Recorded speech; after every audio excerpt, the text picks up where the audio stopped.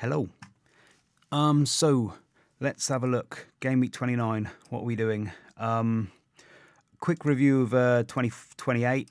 Got a green arrow. Very happy. Seems to be the differentials. It's like the battle of the differentials every game week. There's a whole bunch of like template picks that everybody's got, and it doesn't really matter whether they return or not because it doesn't make much difference to your rank anyway. And it just seems to be every game week now. There's just a few differential punts, and if your ones come through, you get a green, and if they don't, you don't. Or the captaincy pick. And I just happened to get Raul Jimenez, Munoz, and Sells all quite lowly owned returning for me, and that tipped me into a green, I think. So don't know if it's always that way, and I'm just noticing it now. But yeah, so that's just the way it's going at the moment. Don't know what you can learn from that. Maybe pay more attention to your differentials. Maybe not sure. But yep, so that was good. I got a green though. Happy enough. Raul Jimenez as well. I feel like I should apologise for calling him a troll. Thank you very much, Raul, for getting me some points. Something about trolls as well. Like I think last game week before last, 27, I benched Raul Jimenez and I put him first bench because I thought he's a troll and he's going to troll me. And if I put him first bench, if I bench him, he's going to return, and if I play him, he's going to blank. Now that is me. Thinking of a player as a troll is like you got to remember that that's just superstitious thinking. Do I actually think he's a troll? No. The truth is, you get runs of bad luck sometimes and runs of good luck, and it's probably more that that's the case. He's not actually a troll. I mean, I don't think so. There are some players who are better again in the harder games and worse in the easier games and stuff like that. Maybe there's some science to it, but I think it's probably just bad luck. So I probably should learn from that he's not a troll. Like he's not just, yeah, he's just bad luck. So yeah, he got me points, and I'll play him next game week, and that's good. I'm ditching him 30 though anyway. So that's good. Game week 29. What are we going to do? I've got most people are probably not free hitting. Most people have got some sort of decision similar to mine. I should have thought so. I've got these three players, Salah, Isaac, Munoz, are the three that I want to keep on my bench because they're the three that I'm going to want in 30 the most. Salah against Everton, Isaac against Brentford, Munoz against Southampton. And then my other three, I've got Trent, who's blanked, and then there's Lewis and Dango. So they're the three on the chopping block. I've got 2 free transfers. I've got 1.1 in the bank, I believe. I don't know what's gone on there, but 1.1 in the bank. I've been messing around. So the question is, who do I sell? And I feel like there's some meta questions you have to answer first before knowing what to do. One is when you're going to wildcard, 30, 31, or maybe later, 35, 34, something like that, 37, whatever. When are you going to wildcard? And another meta question is, are you going to try and get Haaland or not? Are you on the Haaland train? At the moment, I'm not on the Haaland train, and I'm probably going to wildcard 31. Pardon me. But so when am I going to wildcard? Because you need to know when you're going to wildcard. Because if you're wildcarding in 30, you only need a player for 29. If you're wildcarding in 31, you need players for 29 and 30. And if you're going to wildcard later, you need players ideally who are going to run up right up to 34 if you can. So I need to know when I'm going to wildcard. The only thing about 30, I was kind of feeling quite bullish on it at one point, thinking I could predict the doubles, but they seem really unpredictable now. And we had where's the fixtures? After the FA Cup round of 16, the BBC did. We didn't get the TV picks announced until Thursday, like 3 days later, and so this is the FA Cup quarterfinals here. If it takes them another 3 days to announce the TV picks, we might, it does look more likely that we're going to get announcements for doubles before the 31 deadline. Now, I don't know enough. Maybe they'll make an exception. Maybe they'll speed it up. But it just seems to me unlikely that we're going to get the announcements before 30 now. I'm not feeling optimistic about it. You've only got, what's that? There's the FA Cup thing. So 1, 2, 3 weeks-ish. 3-ish weeks. It's not a huge amount of time, so they might fast track it, but I think it's unlikely. And I also think it's kind of tricky to predict, particularly games like Fulham and Southampton. There's no reason to put it in 33. I think it probably will go in 33, but it could go in these midweeks. It could go in 36. I think he's most likely to go in 33. Same with Bournemouth and Man United. Probably going to go in 33. But if Man United get knocked out by Real Sociedad tomorrow, then all of a sudden they're going to be in the same boat as Fulham and Southampton with no real pressure to put it in 33. And so I still think these games are probably going to go in 33. Apart from Nottingham Forest, I think they're more likely to probably stay in 34, maybe go in 36. So anyway, the point is though that it's going to be very hard to predict the doubles, I think. So I'm probably going to wait for 31. But then wildcarding later, 35, 36, 37. Some of the wildcard drafts I've looked at in 31, I'm only making like 4 or 5 changes to my team, and they're usually periphery picks, like your second keeper and your 5th defender and stuff, and just changes that aren't absolutely vital. So it does make me wonder, well, if I don't have to make a change, because my team at the moment is set up, I'm probably going to just try and run through 34 and free hit in 33 and build a team out of the players who are playing in 34. So I'm wondering whether, is there any advantage to holding a wild card later in this period here? Could I use it to my advantage? What's the threshold of changes you need to have to make it worth using a wild card? If I'm making 4 or 5 changes here, is that enough, or is there a usage here? But it's difficult to know exactly when I would use a wild card here. What was I going to say? I can't remember. So it's difficult to know when I would use a wild card here. It's possible that 36 could still be quite a big double. Nottingham Forest versus Brentford. If Nottingham Forest win, I don't think their double will go in 33 because they're playing on the Monday. And I think in my last video I wondered whether that fixture could move. This one here, because we've already seen these fixtures move now because of the FA Cup. These games have moved to Sunday, so some of these games have moved from Tuesday to Wednesday, but they're not TV picks. I asked Tyler Nadeem, and so they're not TV picks, but this one is a TV pick, which means it's very unlikely to move. So it's unlikely that Nottingham Forest are going to get a double in 33 then. Possible, but unlikely. So, and if you think about where else could that Nottingham Forest double go, it could go in 36, but then that would mean that they're saying that if Nottingham Forest get to the final, the West Ham Nottingham Forest game would have to go in the midweek of 37. They're force fitting that and giving themselves no other room, even though Nottingham Forest would have these 2 free and Brentford would have those 2 free midweeks.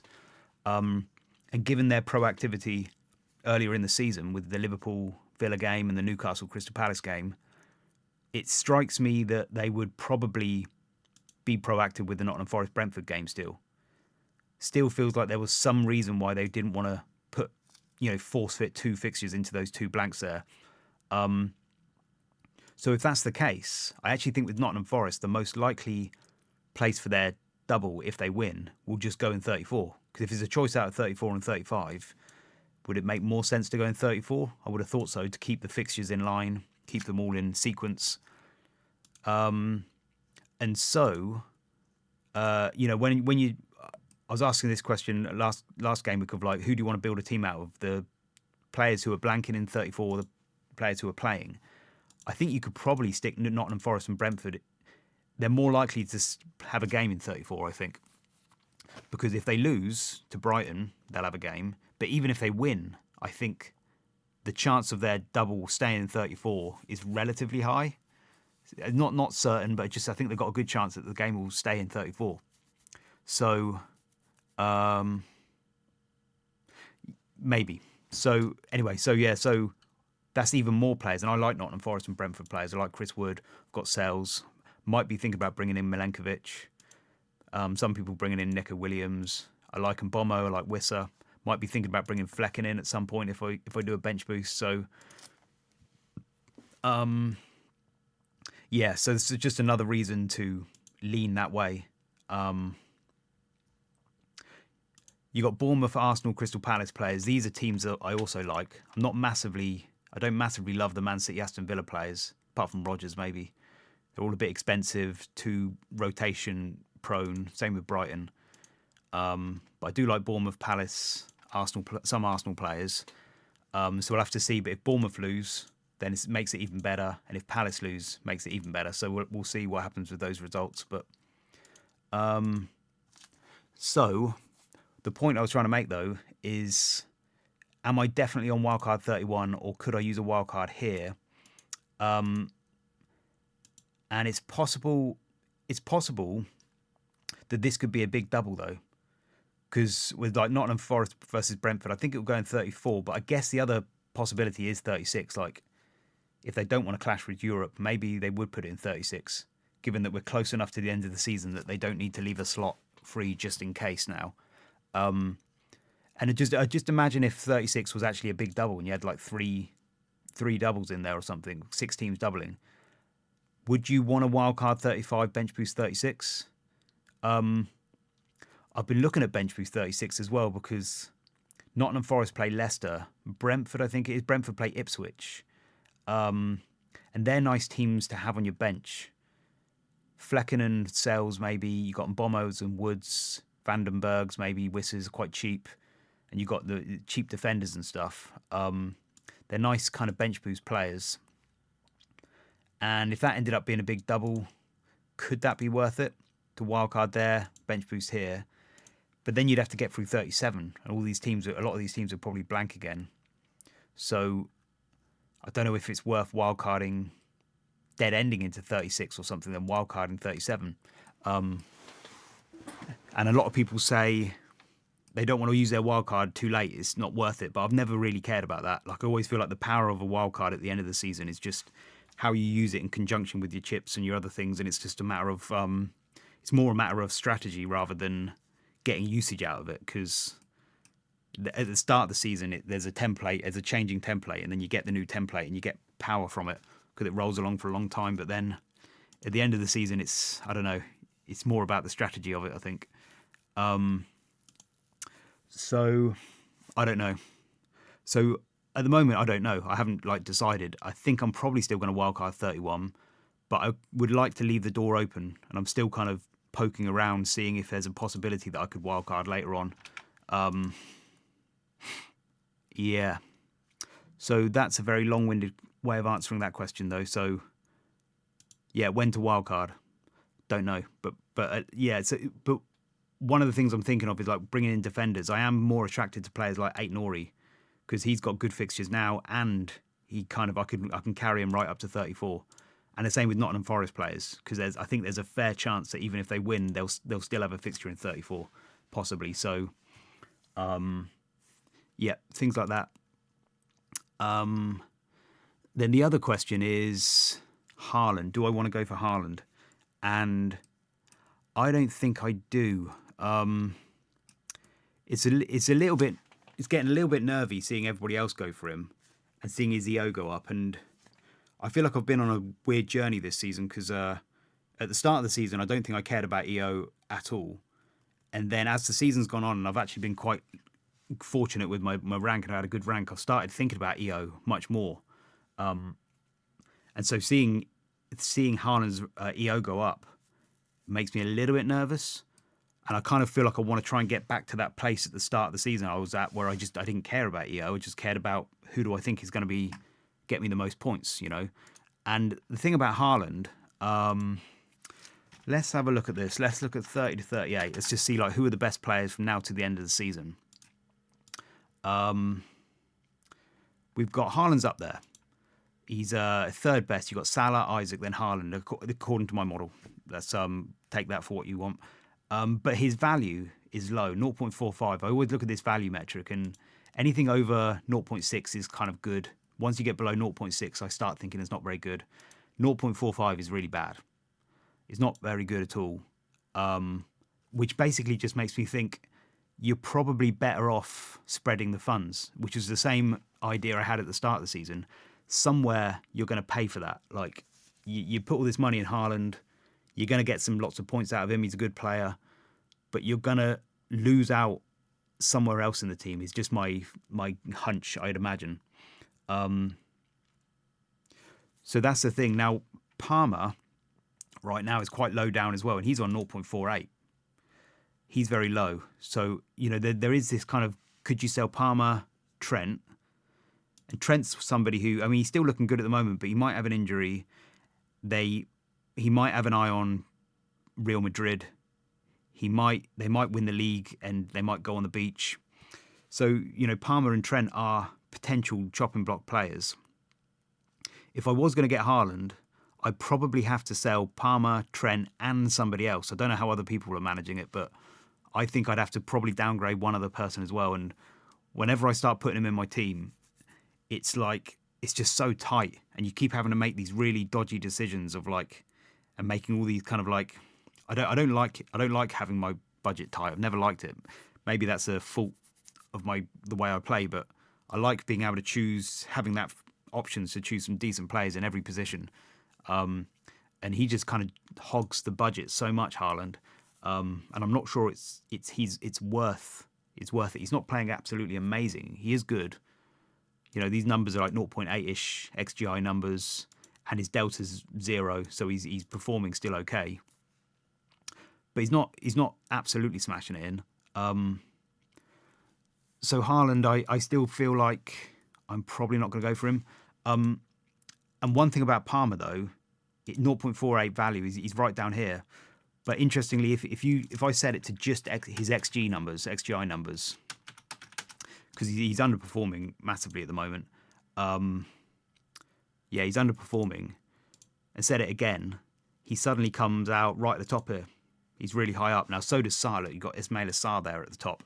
But then I think that's because in the last couple of games, his XGI numbers have been insane. Like, I've got him up here somewhere. Just in the last 2 games, he cooked up 1.8 XGI against Ipswich. And maybe that was because Mateta was out. And then 2.4 against Aston Villa. But then before that, he's just been ticking along like normal. So I don't know if there was something special about those games.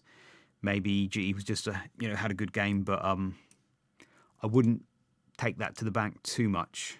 But Palmer though, if you look at his XGI numbers though, he's probably the second best pick is Salah, Palmer, Isaac, and then Haaland as well. So Haaland's still in the mix, but Palmer's value is much better. So the question with Palmer is, do you think he's going to start performing again at some point? And I feel like I'm willing to take that bet. Like we've had it with Mbomo and other players at parts of the season. Mbomo early in the season fell off and stopped performing, but even his XGI numbers came off, were really low, and he only had like 1 shot in 5 games or something. And then he got back again, and I remember feeling a bit silly for selling him because it was like, it's Mbomo. He's like, what did I really think he's just suddenly a crap player now? Like, of course not. And so I kind of think it's the same thing with Palmer.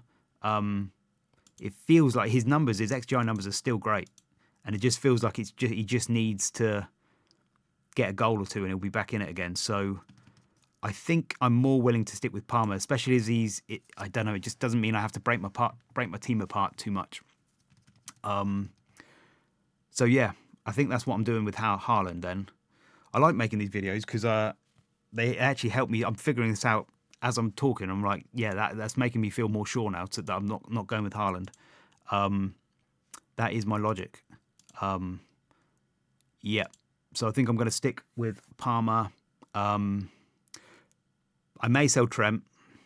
I'm probably going to sell Trent, but I may bring him back in 31 though. We'll see. Yeah. So not going to go with Haaland, and probably not going to sell Palmer, and probably going to wildcard 31, but I want to leave my team open to a wildcard later on if possible. So, with all that said, what I'm actually going to do in Game Week 29 then. So these 3 are staying. These 3 are on the chopping block. I think Trent is probably going to go. He's definitely going to get a 0 this game week. The defenders I'm looking at are Aït-Nouri, Milenkovic are the top 2, I think. Those 2 probably. The reason I don't want to go for Vardiol is because I want to do Rao to Mateta in 30, and it would stop me from doing that. although that I do have a bit of a benching luxury. I don't want to call it benching headaches, benching luxury in game week 30, so I need to kind of factor that in a little bit.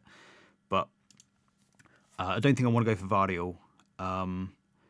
And so it's 8 Nori because he's got good fixtures in 29 and 30. And then he's got a good fixture in 34 as well. I don't necessarily have to get rid of him.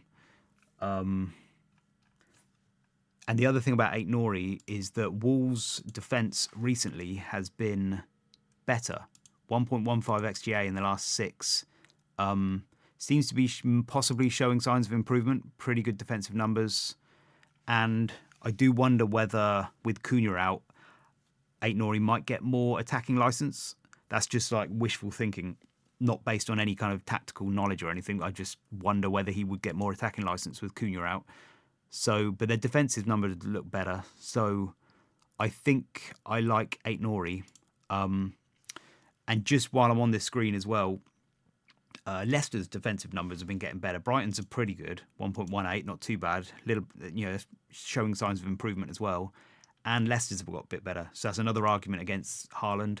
Makes me feel a bit better, but not going for Haaland because these numbers are a little bit better. Yeah, you always know what Haaland can do, though. He can do a lot of damage, but... So, 8 Nori is one. He's top of my list. And then Milenkovic, again, I like because Nottingham Forest, there's a good chance they'll get a fixture in 34 anyway. But is it worth... I do wonder whether it's... worth a transfer or whether I can actually save a transfer. Like maybe I should just sell Trent to 8 Nori and actually keep these two.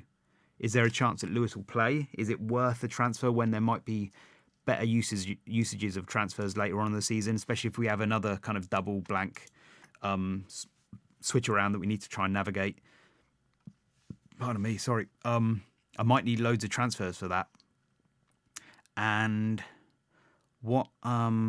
if you actually work out how many transfers I'm going to have, if I use all my transfers here, bring in Mateta there, if I was going to wildcard there, if I'm free hitting here, I'm only going to have one transfer there, one there, one there. I mean, I might get up to 4 by game week 36, I think. So that's 4 transfers to try and get a load of doublers in and then get rid of them in 37. It's like, it's not that many. And so is it worth just playing Lewis and just hoping for the best, even a 1-pointer? Because the other thing about Lewis is if I sell him to, like, let's say, Milenkovic, I get Milenkovic against Ipswich for 1 game. Whoever I bring in as my second defender here, he's going to be benched in this game week because I'm going to have Munoz and Gabriel and then 8 Nori or one of Milenkovic or 8 Nori, probably 8 Nori there against West Ham. So I'm literally, if I use a transfer on Lewis, it's Lewis to Milenkovic for 1 game week, and that's it. And then if I wildcard in 31, that literally will be it. So is it worth it, or is it better to save your transfers? That is something I'm thinking about. And the reason I don't want to go for like a Bournemouth defender is just because I've got Mbomo, and I don't know. If I can avoid it, I'd rather avoid that. And they've got a slightly higher chance of blanking in 34, but you could go for a Bournemouth defender though. It's not that big a deal. And then Dango, the Bournemouth Mids. Let's have a little talk about them because Dango, I got a sneaky feeling they're all very rotation proof. So I don't think he's going to play this game. I think he's going to start on the bench. He could get someone off the bench. You never know. I don't think he's going to play. But in game week 30, I think we could see some rotation. So Bournemouth play Man City here on the Sunday, and then they've got Ipswich again here. And quite often when they have 3 games in a week, Kluivert sometimes misses a game, Evanilson sometimes misses a game. And so if they've got a lot of, especially if it goes into overtime there, there's a good chance that Dango will come in for that Ipswich game and give somebody a rest. Now, it's tricky though, because Kluivert, he does sometimes miss a game when they got 3, but not entirely. I can't remember where it is now, but somewhere back here. I mean, this one he missed that Wolves game, the FA Cup, but perhaps they thought it's an FA Cup game, it's okay. Back here against Chelsea, he was benched, but then he came on because somebody got an injury, and he came on anyway and played about 60 minutes. And Iraola said that if they had a fully fit squad, he would have started anyway. And he's been starting to play more 90s now, so I kind of feel like with Kluivert, there is a chance that he'll just start against Ipswich. And Kluivert's a bit worrying me because his EO is getting really high now, and he's going to be even higher against Brentford. He might even be a captain choice. He could be like 80, 90% EO or something. I don't know. A lot of people going for him. He's playing quite well. That's going to be a tough one to stomach. And I would be basically punting on the hope that the people who go for Kluivert this game week he's gonna get benched against Ipswich, and I'll have Dango, and Dango will start, and instead that's what I'm punting on, and I just don't know if that's a massively great punt. I kind of feel like there's every chance that Dango wouldn't start Ipswich and Kluivert would just start, and Evan Nilsson will start anyway. One thing to say about Dango against Man City is Dango's probably going to play that game, I think, at left back, because Kerkez is suspended for that game. He got 2 yellow cards in the last 2 FA Cup games, so he's suspended for that game. And I would have thought that Dango would play left back. He's played left back a few times before for Bournemouth. They've only got one other left back, which is some player called Soler, and I don't know anything about him, but sounds like he's kind of young. No experience, no minutes played at all so far. He's come from Argentina, I think. Hasn't really played that much, so it strikes me as like this Soler guy probably wouldn't play left back in a big game like that. They'd probably just stick with Dango. But I don't know, not an expert. So there's a chance Dango will play that game. But then even if Dango does play that game, I still think there's every chance Dango will play this game as well, because he wouldn't be expected to play this game against West Ham. So, if Iraola, he's not going to be worried about minutes. He'll let Dango play these two, and then let Kluivert and Evan Nilsson play that one and this one, or something like that. That's the way he'd do it, I would have thought. So I'm not too worried about Dango's minutes, but is Kluivert or Evan Nilsson, are they going to get rested in this game? Don't know. So at the moment, I'm thinking I'm just going to punt with Dango and leave him in there. Like, to take a hit from Dango to Kluivert, I've heard some people say that might be worth it, and it's like, I just don't know if that is. They might end up having the same minutes over the course of the next 2 game weeks. So I'm more inclined to save the transfer as well. So I don't think I'd take a hit. I'm not even if I had 3 free transfers, I'm not sure if I'd do it. Like, literally, like if I had 3 free transfers, would I do Dango to Kluivert, or would that transfer be better used later on in the season if I can get an extra doubler, something like that? Like, I'm not even sure they're going to have massively dissimilar minutes over the course of the next 2. So I don't know. At the moment, I think I'm going to leave Dango. I'm going to probably do Trent to Aït-Nouri. Trent, there's a long time before he's back. He's going to miss this game, but he's got 2.5 weeks before the Everton game. We don't know how I haven't heard yet the severity of his injury. But I still, because another thing I was looking at is, do I just sell Lewis and Dango and just keep Trent, play with 10 men, and then I'll have Trent in 30. But I don't think I will do that. And I'm not sure why. I think I'm just going to do Trent to Aït-Nouri. Yeah. Oh no, I think I have to do that if I want to get Raul to Mateta as well. That was the other logic. So so Trent's gone, I think. And then it's just Lewis. Do I do Lewis to Milenkovic? I think I'm good. Yeah, so Trent's gone to Aït-Nouri, Dango's staying. And then it's like, is Lewis going to go to Milenkovic, or do I save a transfer for later? If I heard any clue that Lewis might start, I may keep him if I think he might start, but I don't think he will. He didn't start the last one, did he? He's like where's the lineups here? Against Forest, Man City, they play like this now: Kushinov, Diaz, Vardy, or Nunez. They do have a lot of players out. Ake, Stones, Akanji all out. But I think they'll probably line up like that again. I mean, Lewis might get 30 minutes. I don't know. It's not really good, is it? So that's what I'm thinking. Need to decide about Lewis, whether it's worth saving a transfer or not. Yeah, that's it then. So yeah, no Haaland, no Kluivert, which is going to be pain. But yeah, I think that's the state of my brain. Two other things I was just going to say. Semenyo is on 8 yellow cards, by the way. Just throw that out there. So you know he's not really any more safer than if you're looking for a long-term Bournemouth pick. He's no less prone to rotation than the rest of them now because he's got on 8 yellows, so he could get suspended, I guess. And another thing I noticed about Kepa, if you're thinking about keepers, when I was looking into Bournemouth's minutes and stuff, Kepa, Areola, there was these 2 periods here where Kepa was just dropped for 2 game weeks there, and Travers comes in, and then he did it again here. Kepa was just dropped for 2 game weeks, and Travers comes in. So I don't know what the reasoning behind that was, but if anybody's thinking about bringing Kepa in, that's given me pause for thought now, because it's like, well, why? I wouldn't want that to happen again.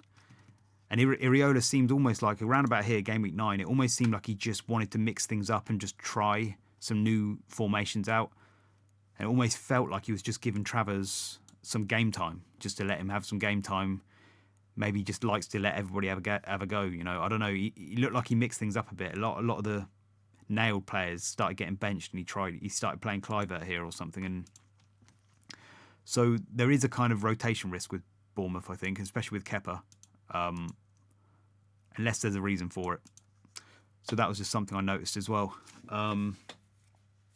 So I think that's it. Think that's all I wanted to say.